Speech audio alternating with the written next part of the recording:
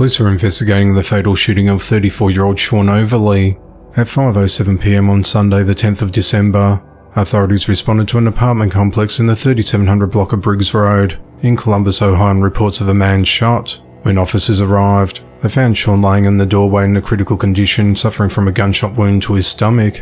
Medics rushed him to the Grant Medical Center, where he eventually died at 7:56 p.m. Authorities ruled his death a homicide. No arrests have been made to date, and the motive of the killing is unclear, as the investigation into the matter continues. 46-year-old Jeffrey Sergeant is behind bars for murdering and decapitating his mother, 74-year-old Alexandria Sergeant.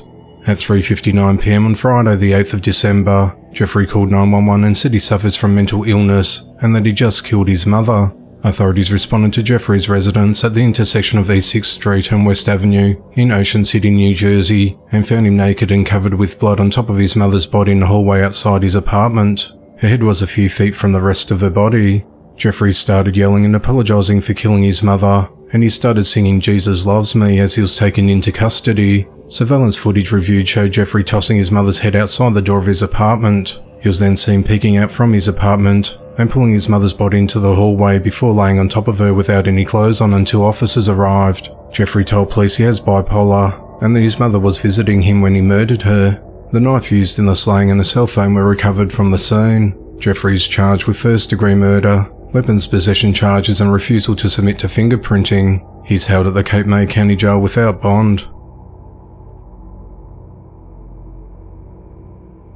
30-year-old Jamard Lewis is behind bars for fatally stabbing Kroger cashier 59-year-old Perla Nieto.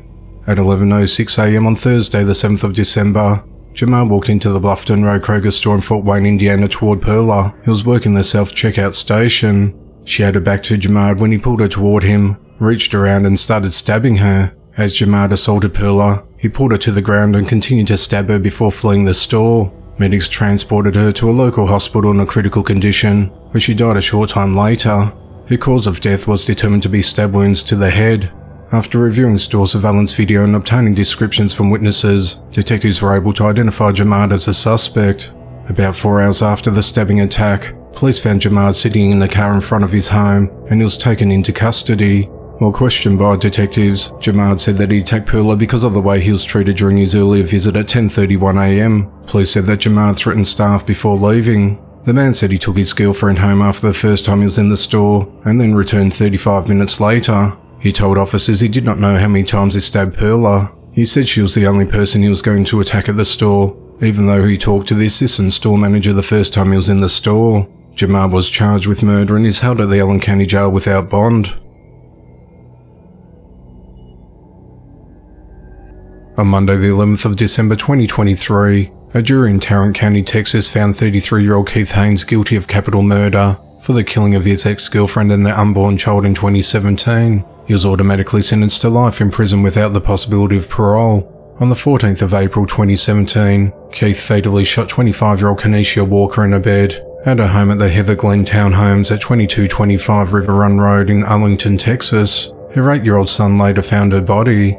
A few days after, authorities arrested Keith at his apartment in Plano, Texas. Kenesha told a friend that she was afraid that Keith would kill her. She sent screenshots of the text conversations between her and Keith to the friend, and wrote, "If I ever come up dead, please show the police this and other screenshots." Keith was a former detention officer for the Dallas County Sheriff's Department, and at the time of his arrest he was working for the department's Courtesy Patrol Division, which assists stranded motorists on highways.